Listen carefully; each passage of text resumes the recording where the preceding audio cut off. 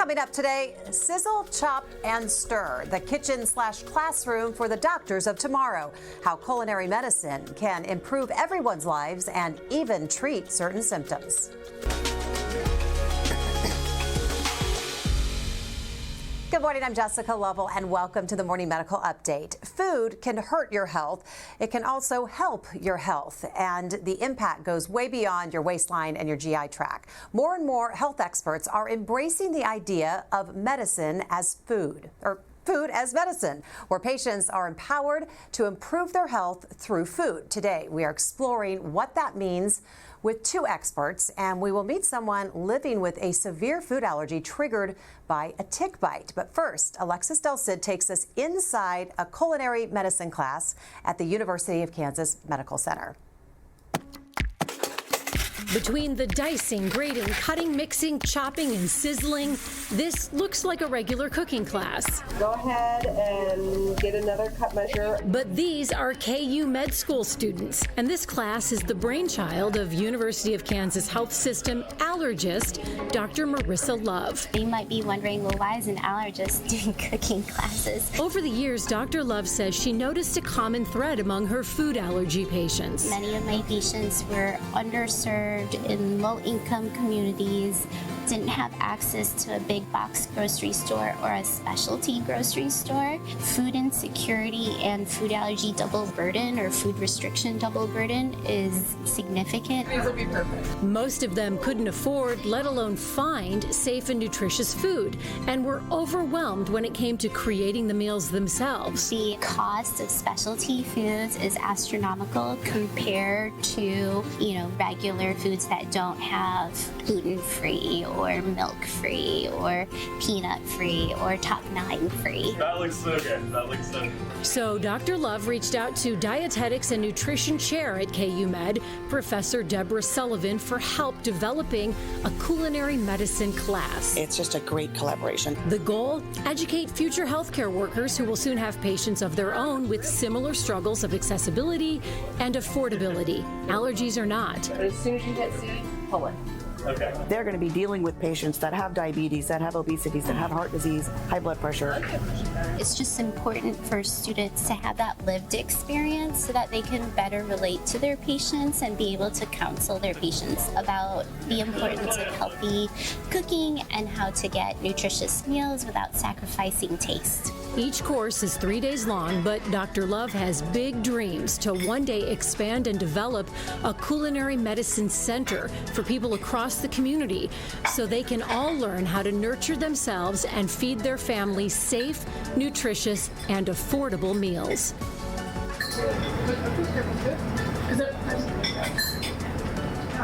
And we are glad to have Dr. Marissa Love with us today. She's an allergist and immunologist at the University of Kansas Health System. We just heard from her there in that piece. We also saw Rachel Chordash, a cooking instructor who specializes in crafting healthy recipes, especially when it comes to gluten-free. We know that's very popular these days. Good to have you. And we are so happy to have the perspective of Elisa Poe. Elisa knows her way around the kitchen, but had to stop working as a chef when she developed a very rare allergy due to food. So we're going to learn about that. Elisa is also a patient of Dr. Love. What has it been like working with Dr. Love when it comes to understanding and managing your particular allergy? Well, Dr. Love has been very patient with me because of going through a lot of different allergists to find someone that listens and that will go deeper with me into understanding alpha-gal. She's been very good to be very conscientious of my needs. Let's talk about alpha-gal. You're living with this. It's an allergy that you acquire from getting a tick bite. Do you remember that specific tick bite that you received that then led to this allergy? Yes, I do, but I had no idea that's what I was experiencing, that it was the cause. You're out on a retreat, and you said you're kind of an outdoorsy gal, so you were used to just getting tick bites all the time. No big deal. We're operating this retreat center in southwestern Missouri, and about 1 o'clock in the morning, my hands were burning and itching. I thought I had cleaning solution on my hands, and they started swelling and turning red, and then I started getting hives. And you had never experienced that before with other tick bites? No, and I had never had food allergies or any allergies before. I didn't know what it was, so my husband got up with me and we got into the nearest hospital, which was about 30 minutes through the national forest to get there. By the time I was there, the allergy was, the hives were head to toe, and I was swelling. And I had a little burn on my arm that was just dripping with. That's scary. It was very scary. My throat did not close up, but I had very severe. The emergency room workers and doctors were telling me this was a food allergy, and I had never had one. I was cooking American fare, camp food, so I couldn't get the connection. Yeah. So it took a year and a half to get the correct diagnosis. Well, that's what I was going to ask you. It took a while to find Dr. Love. Hard to find the right allergist that, like you said, knows exactly what you're dealing with. But how did that diagnosis come about?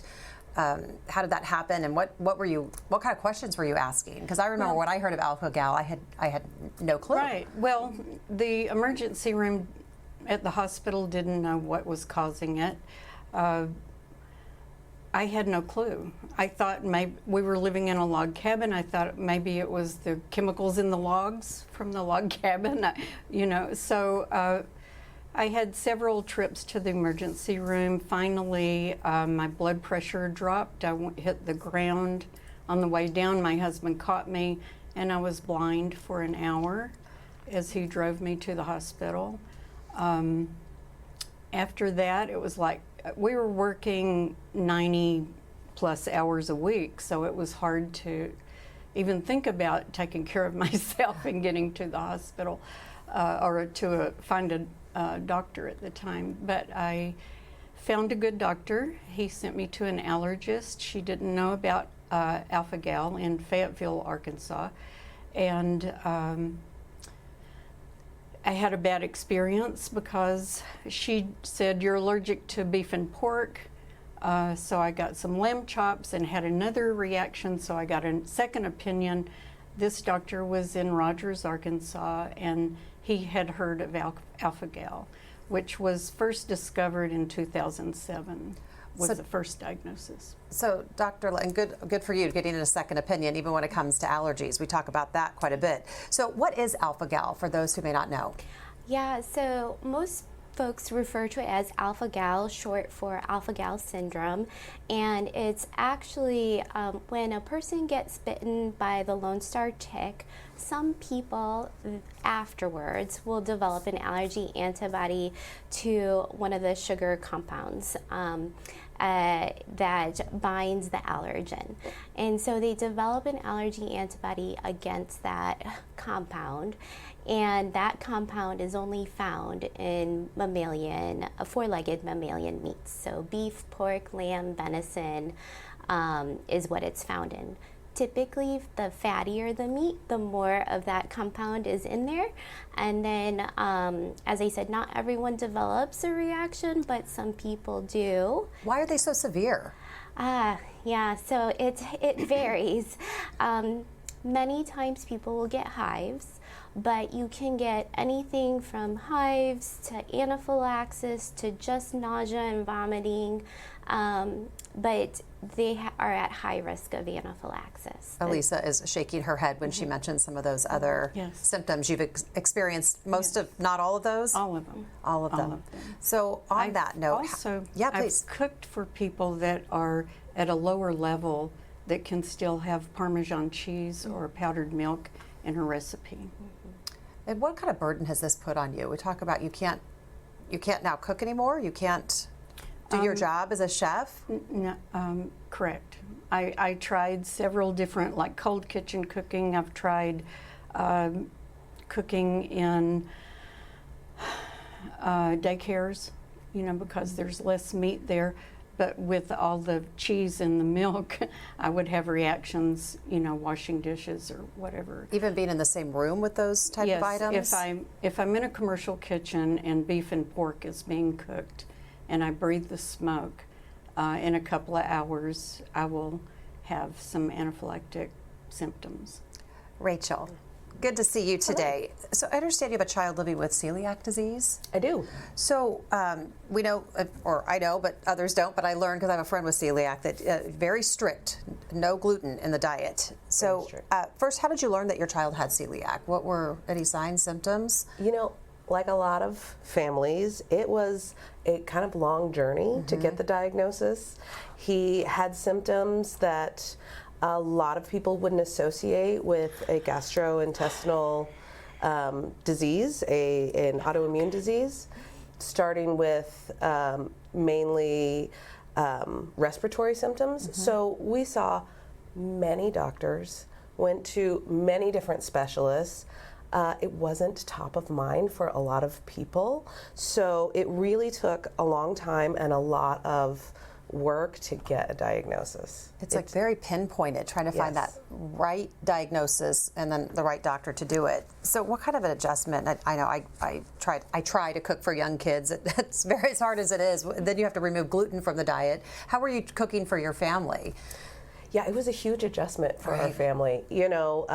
For me personally, I'm a chef and cooking teacher, and I owned a traditional wheat flour bakery business at the time. So it was quite an adjustment for me and for our family. We at the time, because my son was so small and he was on the floor, just decided to take gluten out of our kitchen because he was so sensitive that a small crumb or a pan touching another pan is enough to send him into reaction. That's tough to go cold turkey. Is that the advice you would have to give to other parents who might have the same diagnosis in their family? Just cut it off completely? Or maybe Dr. Love, I could ask you, is that something that you would wean off, or is it that serious that something like that would have to be taken out immediately? For some of these conditions that have food restrictions, the side effects can be pretty significant and quality of life can be very much affected. And so for some people who would have more peace of mind by taking that particular trigger out of their diet, that helps. In some cases where you are at life-threatening risk of a severe allergic reaction, like the IgE-driven food allergies, like alpha-gal syndrome, it is so important to really eliminate all of that. And for some people with celiac, while they don't have anaphylaxis from eating gluten, they feel miserable if they do eat it. So, well, good for you for being able to do that. Let's head into the kitchen, and thanks for letting us come into these cooking classes. We took our camera inside there. Let's talk about what you teach in that culinary medicine course. Yeah, so it is a wonderful interprofessional collaboration. So it's case-based learning. We go through a patient who might have diabetes, hypertension, and essentially mimic what nutrition counseling would be like if they were to meet a dietitian. And then the students talk about what diet or dietary changes might be good for that patient to follow. And then they cook, which is so exciting. Some of these students have never tried certain foods. I think it took us a little while to cook shrimp in the kitchen because someone had a shrimp allergy the first few times, and then we talk about food safety. It's so important to talk about how long does the food stay out, where should we store it, when you have limited equipment and potentially limited refrigeration at home. That's an important thing to think about. Yeah, Rachel, how has it been kind of opening the eyes of these students to an area they may not have come to mind when they went to med school? You know, it's really wonderful because it brings to life, I think, the things they're talking about on paper. It would be like if you tell someone you're going to have to take salt out of your diet, but what do you actually do? How do you actually make your food taste good? Yeah, that's, yeah. Or if you have an allergy and you need to cook for multiple people in your family, you can't afford the allergy-free food for everyone. How do you keep that safe? How do you use different equipment? How do you clean the things? You know, preventing that is a lot, and it's good for them to see it. Yeah, putting that in action. 'Cause as you said, taking salt out. You can say it in your head, okay, we're going to take salt out, but what does that actually look like? So, Dr. Love, how do you define culinary medicine, and how might that be different than just nutrition, good nutrition? Yeah, so I think the best way to describe it is really meeting people where they're at. You know, it's very much getting a good understanding of what the patient needs, what resources they have, what access to food they have, what baseline cooking skills they have, and combining all of that together to meet them where they're at. You know, when people try to lose weight, you don't lose 15 pounds overnight, right? You make small little changes over time.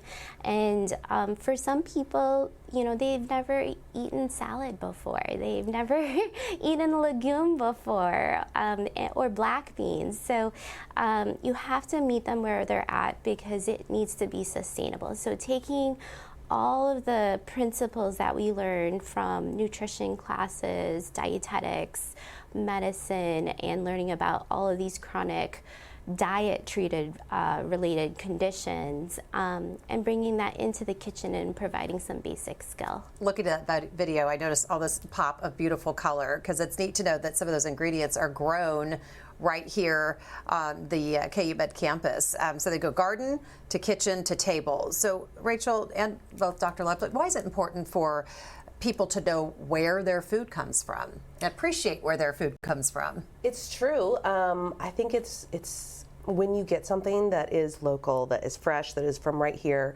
not only does it taste better and taste fresher and it's more appealing to you, you want to eat it, but also you understand what's really in season, which is probably what is the most cost effective for you as well. So if you are on a budget, you are able to make this delicious food at the height of its season.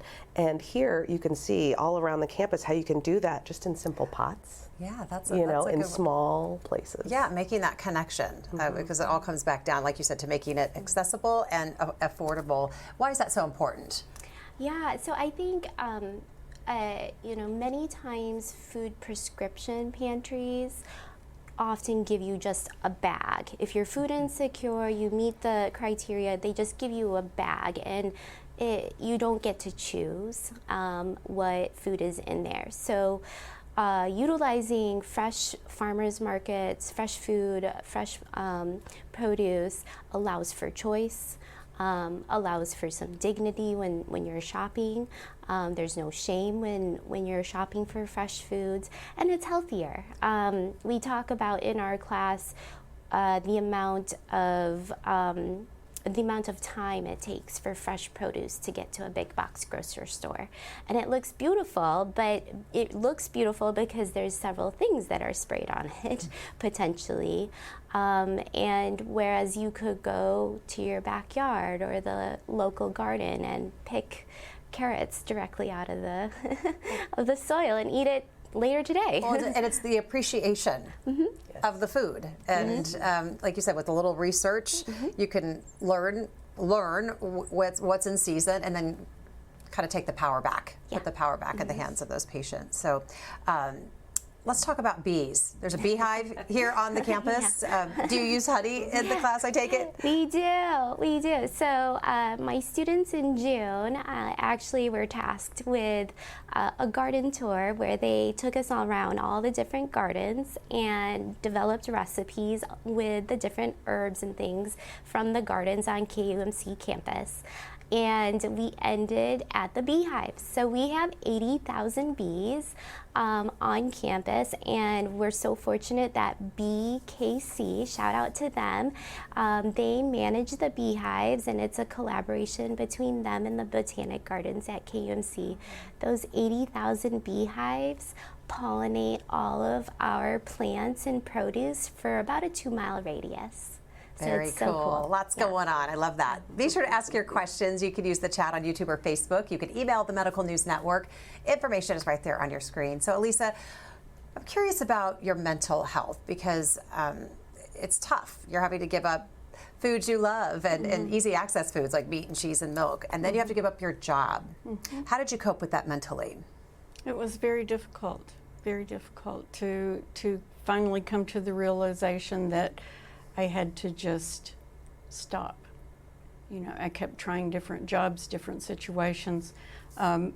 With the feeding myself to eat, I had to come to the place where this is poisonous to me. And I had to change my expectations about flavors and things and to explore more into the food science side of things. And that was very healthy for my mind and my being. I did go into a pretty deep depression for about a year when I came to the realization that I couldn't work and do what I love to do, and preparing food and serving people. Thank you for being open about that.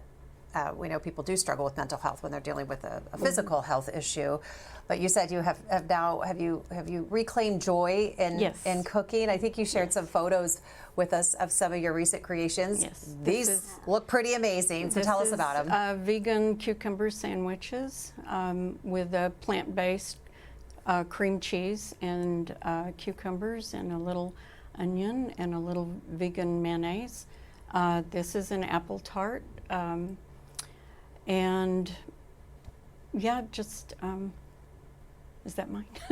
Yes, those are mine. You did that. Yeah. That was. This is some fish and some poached peaches.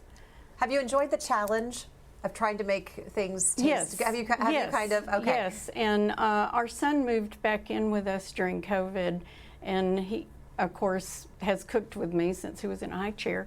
And he likes to research things and challenge me. So he keeps pushing the edge for me and challenging me and getting me vegan cookbooks and you know. Yeah. And so we cook around the world, and we cook all the colors, you know, and we have vegan nights. And we challenge each other, and I think that's fun. I do. I think that's great. It is. It's a family. All-encompassing thing. Same with you, Rachel. I would imagine. Yeah, when you have gluten-free family, it's all or nothing. We're all in it together. So, but it's not always easy for people to just jump in the kitchen. You know, we shy away. We always go back to what's easy. I know I do, but there's a lot of ways for people to. Get on cooking shows and look at things online. But for people who are afraid to jump in, where would be a good starting ground if they're wanting to make some slight changes? You know, I think it is intimidating for people, and I think sometimes those cooking shows give us a little bit of a false idea. We're going to go in, it's going to be chopped, and we're going to do it really fast and you know, make a huge change. But like Dr. Love said, it's about small changes, and that's in the kitchen as well. Yeah. So maybe taking something that you already make, that you already love. Tweak it, make small changes. You know, in the class this last year, the first day we had sort of a progression of spaghetti, but you could do the same with any dish. And you take the original that you already make, and maybe you add a few vegetables. Maybe you saute some onions and some celery and carrots and things like that, and just add a little flavor. Or maybe you go a little farther and you add some more herbs to your cooking. And I think those small progressions are easier for people in terms of flavor. Building on what you already know. Yes. That's actually a really good idea. I'm making a mental note of that. But you know, incorporating new things into your diet, very important. But what about trying to get things out of the diet for people who are craving? The cravings are key with sugar and fast food. Any advice with that? Yeah, it's a similar piece of advice in that if you really want a burger, telling yourself that you're going to eat broccoli forever, I think is very difficult. Not gonna happen. You move it to something that's a little bit different. Maybe you eat a chicken burger, or maybe you still bring try to bring as many of those same flavors and the ritual of it. Going out in the backyard and grilling something and hanging out with your family may be what you really love about that. Dr. Love, you recently launched a crowdfunding effort for culinary medicine at KUMC. What do you want that money to go towards? Yeah. So it launched on Wednesday, and it's www.launchku.org/culinary medicine. We are so excited about this. There's so much excitement on campus for culinary medicine, and specifically the funding for this will help support the education for medical students this year. Last year we were so lucky to get a grant, but this year we are running on limited budget, and it's going to be an interesting but exciting class. And so it'll just support that seed funding for culinary medicine and teaching the med students. Fantastic. I have to also ask you about a new alternative to the EpiPen. The FDA recently approved the first ever nasal spray for anaphylactic shock called Neffy. Is this a big deal for patients? Absolutely. Tell us about it. I'm so excited about this. So Neffy is a nasal epinephrine. It comes in a device that is similar to the naloxone or Narcan nasal device. And so it's just a mist or a spray in the nose. And it is approved for patients who are over 66 pounds or 30 kilos. So we're so excited because it eliminates the need for a needle or an injection if the person's having anaphylaxis. It's used similarly to the regular set of epinephrine auto injectors, and you would use the first dose at the first sign of anaphylactic-like symptoms, and then if you're not having improvement, about 5 minutes later, you would spray the second dose on the same side of the nose. There are a few caveats. So if you've had nasal surgery or nasal polyps, that potentially could affect absorption. But when they approved the Neffy based on 4 studies of 175 adults, the absorption of epinephrine and the changes in heart rate and blood pressure were very similar to EpiPens. And for the children that were of the same weight, it also mimicked the same biometric measures. So I'm really excited about this because eventually it'll get approved for children too, for smaller folks, and that will be such a huge game changer. That's where it'll all start. Big help for parents. Let's get to some community questions, and we're going to start with a comment from Jeremy, because he says big shout out to folks dealing with these food allergies. It's something that people who don't fully understand them, really understand the impact that it has on people's lives. He says we deal with dairy issues, celiac, pork intolerance at my house. It's definitely a lot more than just having to tweak recipes. It's a major life ramifications if they don't do it right. So they're they've got to make little tweaks to dairy, anything that contains oregano. Just little things like that you don't even think about. So he says, we feel you and you've got this. But he has a question. He wants to know, is it real or is it an internet myth that eating local honey is helpful for allergies when it comes to bee pollination? Is that, what is it? I love that question. It's a great question. So when we think about the honey and the bees, so the bees go around and basically feed off of flower pollen. Flower pollen typically does not have as much weed pollen, tree pollen, grass pollen in it. So the honey theoretically would have mostly flower pollen and less of the pollen that we're actually allergic to. Now, is it harmful to eat honey? No, as long as you eat it in moderation.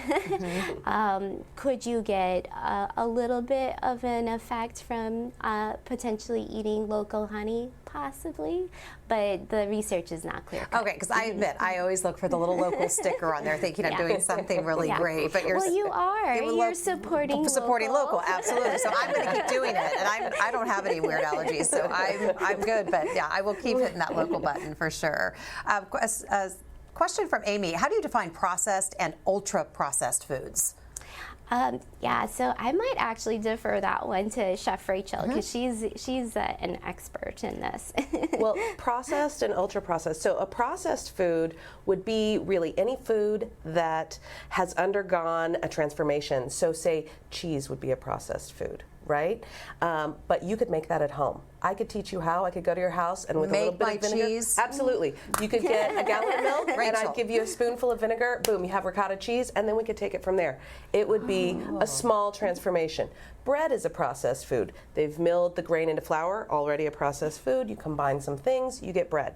An ultra-processed food would be a food that contains processes or chemicals that you can't really achieve at home, or that out of ingredients that you can't purchase. They would mostly be chemical ingredients, and usually that's done to either change the texture of the food.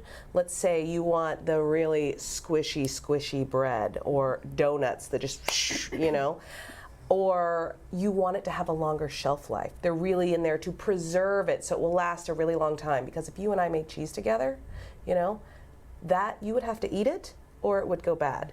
But you know, some very processed cheeses, maybe the kind that comes in the little wrapper individually, that will last for a really, really long time. Right. So that those ingredients and those processes take it from a processed food to an ultra-processed food. Please don't pick on cheese. That's like my favorite nighttime snack. There's so many good cheeses out there. You can go after donuts. Do not touch the cheese. Okay. Alexis wants to know, she often feels uncomfortable going to people's houses and wants to know, I want to hear from our guest about how do you handle that when you go maybe to someone's home or you're a guest or you have to ask for special accommodations. What advice might you have for someone who goes through that? One thing at our house, we have 2 grills. One for poultry, seafood, and vegetables, and one for beef and pork. And my husband and my son cook the beef and pork, and they have to do the dishes, you know. When I go to someone's house, I usually explain my situation, and I'll take my own little meal or something. You take your own. Yes. When I go out to a restaurant, I have a little handout that I give the server because I know how high stress they are and they can't remember all the mammal things. My allergy even goes into gelatin and lanolin and wool and leather. And so that's really smart. Handing out to the server and let her take it back to the chef. And they take it to the chef. Yeah. But it's almost like getting on an airplane and putting your life in the hands of the pilot because you don't know if the person in the back has the skills or has the understanding, or if there's cross-contamination going on, or if they even read English. You know, there's just a variety of factors that can And you're always influence. thinking for them. That's good. Yes, so there's a few restaurants that are allergy friendly, and I've been giving Dr. Love a list of those when I do venture out. But my world has shrunk a great deal. Elisa, what else would you like people to know? What's the big takeaway from your story? Be careful. You know, if something goes wrong, try to find out quickly what it is. It took 1.5 years for me to get the correct diagnosis because I was just so busy and I just didn't know, you know, that it was a food allergy. Dr. from the Love, tick bite. what's the big takeaway? Yeah, I think most importantly, if you have symptoms that you think might be related to a food, reach out to your primary care doctor. And if they and you think that a specialist would be appropriate, come see us. I love to see my food allergy patients, even some of my patients who don't have true food allergies but have food intolerances. We work through it.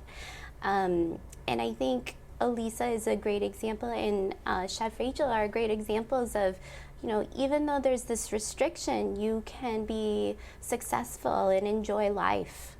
You have to tweak things slightly over time, and then you have a kind of a different mindset, a different expectation. And I think, utilizing your network of physicians, nutritionists, chefs, dietitians, and hopefully a patient community to build a new life. Yeah, lots of hope and basically. empowerment, I hear in your voice. So Chef Rachel, wrap us up. What's the big takeaway today? Get into the kitchen with a spirit of discovery, and you can make these changes and have delicious food for your whole life, no matter what your limitations are. Thank you for being with us. Elisa, thank you for sharing your story. We appreciate it. Great conversation today. Thanks to all of our guests. Thanks to our viewers for being with us as well. We'll see you back here on Monday. Coming up Monday on the Morning Medical Update, brain aneurysms lurk undetected, threatening to burst without showing any symptoms. And once they do show symptoms, it's often a life or death emergency. I'm Jessica Lovell on the next Morning Medical Update, the technique that lets doctors skip brain surgery and plug the aneurysm before it bursts. Plus, one woman's close call and quick recovery. Monday at 8. Subscribe to our Morning Medical Update and Open Mics with Dr. Stites podcast. Now everywhere podcasts are available.